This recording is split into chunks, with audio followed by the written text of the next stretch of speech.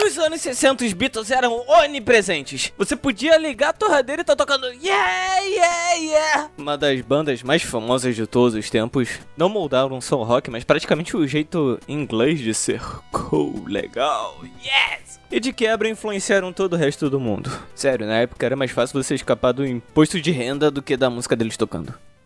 Ou não, talvez, né? Agora bora falar de outro inglês lendário. J.R.R. Tolkien. Perdão, mano, tocar guitarras. Ele criava mundo com elfos, hobbits, magos.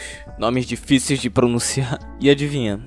Tolkien não era nem um pouquinho fã dos Beatles. Na real, ele não curtiu o som deles, nem o impacto que a banda fazia. E segura essa, nos anos 60, os Beatles estavam com a ideia de adaptar O Senhor dos Anéis pro cinema, com eles mesmos no elenco. Sim, isso quase virou realidade. Imagina só o Frodo com um corte de tigelinha na cabeça e com trilha sonora psicodélica de fundo. Talvez o mundo não estivesse preparado pra isso. Eu sou o Lucas Cinti, já se inscreve no canal, deixa o like e eu vou contar um pouquinho dessa história hoje. Embora o Tolkien não fosse nem um pouquinho fã deles, existem relatos que os Beatles, principalmente John Lennon, simplesmente adoravam O Senhor dos Anéis. E a parada ficou séria quando eles pensaram: pois se a gente adaptar esse livro aqui...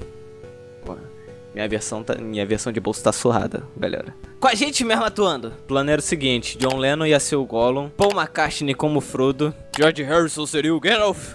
O mais espiritual do grupo fechou certinho. E o Ringo ia ser o Sam, o fiel companheiro. E essa parada não era essa ideia maluca depois do ensaio não, pô. Eles realmente pensaram em fazer isso. Misturar cinema com as músicas dos Beatles. E o Tolkien tava vivo ainda, não curtiu nem um pouco a ideia e barrou o rolê ali mesmo. Tolkien não é basicamente uma pessoa que você imagina ouvindo rock no último volume. Longe disso, ele era o inglês tradicionalzão. Nascido em 1892, quando os Beatles estouraram, começaram a dominar o mundo no final da década de 60, ele já tava na casa dos 70 anos. Ou seja, quando todo mundo tava ouvindo rock and roll, ele tava pensando: meu Deus, onde é que a humanidade errou? Porque pra ele a música de verdade é o que a gente chama hoje de música clássica. Nada de guitarra elétrica gritando. E olha que nem precisou os Beatles chegar pra ele começar a reclamar. Nos anos 40, o Tolkien tava tipo aqueles caras nos comentários do YouTube falando: pô, música já não é mais como era antes.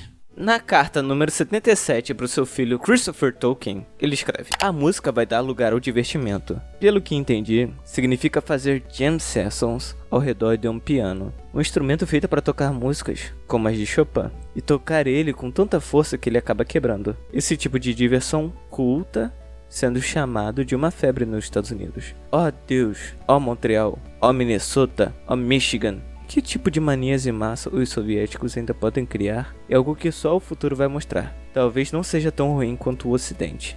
Espero. 20 anos depois, em 64, Tolkien ainda tava com zero paciência pra música que não fosse a música clássica. Na carta 257, enviada a Christopher Petherton, ele basicamente mandou: mano, o mundo virou um som estourado que ninguém abaixa mais. O Tolkien reclamava que a vida tava ficando cada vez mais barulhenta. E não era só implicância musical não. Pra ele o problema era maior. Tava virando tudo um caos acelerado, tipo, tudo ao mesmo tempo agora. Se o Twitter existisse naquela época, ele provavelmente estaria tweetando: silêncio é o novo luxo agora. E bloqueando todo mundo no processo também.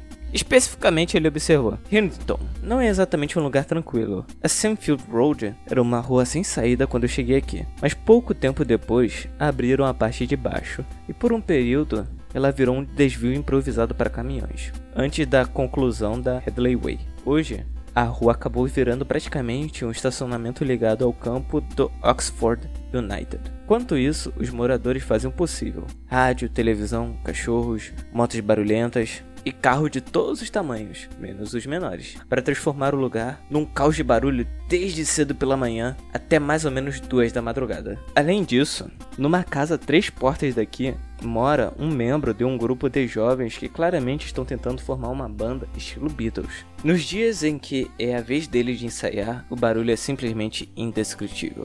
Aqui dá pra perceber que ele não tá falando diretamente dos Beatles, mas usa o som que eles faziam como um exemplo de barulho. E quando a gente olha a tentativa fracassada de adaptar O Senhor dos Anéis, fica ainda mais claro os sinais que o Tolkien não tava na vibe. No fim dos anos 60, os Beatles ainda deviam um filme pra United Arts. Eles pensaram: pô, e se a gente adaptar um dos maiores clássicos da literatura? Simples assim. E ainda pensaram em chamar o Kubrick pra dirigir o filme. Imagina só a piração visual do Kubrick com a piração dos Beatles também. O Stanley Kubrick, ele saiu do projeto porque achou o projeto grande demais. Mas quem deu o golpe final realmente foi o Tolkien, que ainda mandava nos direitos de sua obra na época. Ele falou, calma lá galera, vocês não vão fazer nada não. Bora cortar pra 30 anos depois. Academy Awards. O diretor Peter Jackson, que fez a trilogia que a gente conhece, encontrou com o Paul McCartney e perguntou, e aí cara, e aquele filme maluco que vocês queriam fazer? O McCartney contou que quem bateu o martelo mesmo foi o Tolkien. Ele basicamente disse que não curtia o lance dos Beatles colocando o pé na Terra-média. Na visão do Tolkien, a adaptação seria totalmente fora de tom com a seriedade da sua obra. Era tipo misturar, sei lá, um épico medieval com um show de estádio no Iabate. E aí o projeto nunca aconteceu. Joy Hill escreveu um memorando pro Rainy Wood após uma visita ao Tolkien. O professor Tolkien está ficando cada vez mais furioso com isso. Parece que os Beatles estão anunciando planos relacionados ao filme. Ele está indignado por os Beatles terem feito isso. E ele já não gosta deles de qualquer forma. Principalmente,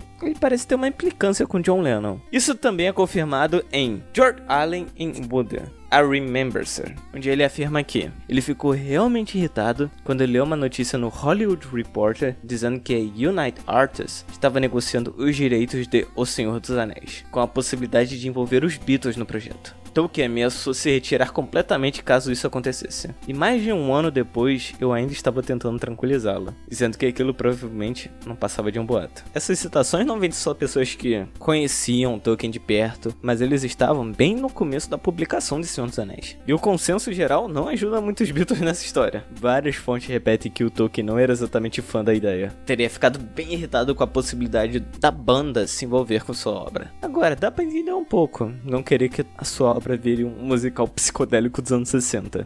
É bem compreensível. Mas tem uma pergunta que fica no ar. Será que era só implicância musical e o medo de uma adaptação nada a ver? Ou tinha algo mais aí? Os Beatles foram tipo o coração da contracultura no ocidente dos anos 60. Meio que a trilha sonora oficial de uma galera que queria chutar o balde dos valores tradicionais e tal. Só que pro Tolkien isso poderia soar mais como uma desordem do que um progresso. O hype em torno da banda era absurdo. Fãs chorando, gritando, tratando os caras como deuses do rock. E isso encontrava com um ponto que o Tolkien também não curtia muito. Esse lance de idolatria a celebridades. Ele não era nem um pouco fã dessa ideia de transformar pessoas em ícones inalcançáveis. Imagina isso em escala global, com multidões em transe. Eu já não curtia muito a ideia do culto a famosos. E ver isso tudo misturado às mudanças sociais dos anos 60, algumas bem distantes da visão dele. No fim das contas não era só sobre música, era sobre um mundo inteiro diferente, acelerado, que não batia com o cara raiz de outra época. Temas como rebeldia jovem, psicodelia e essas ideias de que a cultura estava indo cada vez mais para um caminho experimental demais, provavelmente não eram exatamente a praia do Tolkien. Também rolavam na época várias críticas sobre um possível afastamento de valores cristãos e uma tensão crescente com a tradição inglesa mais clássica, que ajuda a entender o clima geral de tudo que estava acontecendo. No meio disso, os Beatles viraram meio que o símbolo dessa mudança cultural intensa, do em oposto ao universo mais conservador e estruturado que o Tolkien conhecia. No fim, o Paul McCartney até comentou com o Peter Jackson que viu um lado positivo dessa parada não ter saído do papel. Segundo ele, deixou o caminho livre para anos depois a gente ter essa adaptação que a gente tem hoje do Senhor dos Anéis. Uma versão que é quase definitiva para muitos fãs. Talvez chegue um pouquinho mais perto da visão de grandiosidade que o Tolkien tinha de sua obra. E é isso, espero que tenham gostado. Gostou, eu gostei, coloque críticas suas para próximos vídeos aí nos comentários. O que tu acha desse tema? Bota aí nos comentários, hype o vídeo, deixa o like, se inscreva, compartilha, ajudar aqui no engajamento. E é isso, até o próximo vídeo galera, e tchau!